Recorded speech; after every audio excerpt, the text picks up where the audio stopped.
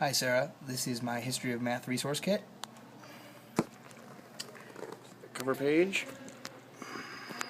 Try to make this as painless as possible.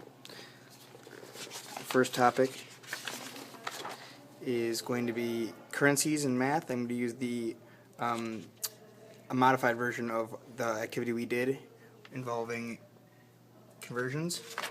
There's that.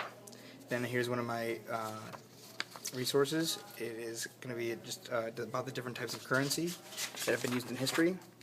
Then I'm going to show a video on shell trading. Here's the link in the page. And here's my picture, which shows all the different types of currencies that have been used over time and in bartering. Here's my challenging problem, which I emailed to you, and it is involving unit analysis conversions, and it's a challenging one. I'll have that all filled out by Monday. Now I'm moving into the Mayan calendar. Here's my unit.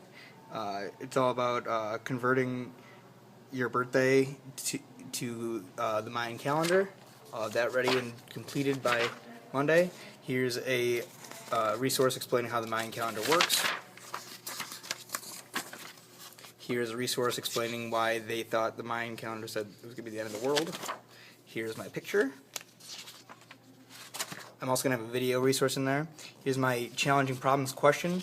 I hope this one's okay. I just don't even know why we use leap year, so I wanted to explain it and find out if the Mayans used it when predicting their end of the world prediction.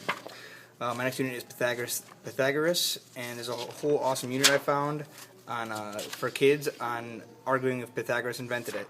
And I'm going to pick out a good one from there, and I'm going to fill it all out.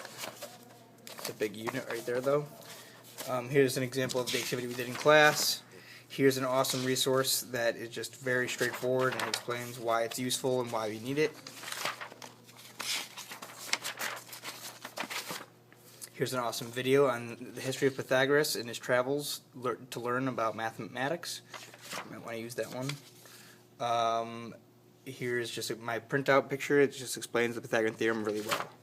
My challenging problem is in Chinese mathematics. It's a Pythagorean problem in Chinese mathematics questions. I emailed that to you. Then I have Chinese stick and rod mathematics. I'm going to use the activity we did in class. It involves negatives and place value. Here's an awesome resource that changes any number into Chinese mathematics. Here's a really great resource that explains how the Chinese numeral rods began and how they are used and in place values. Here's something talking about the history of the abacus and Chinese mathematics, and here's the graphic I would like to use. It's got negative numbers, place value, examples.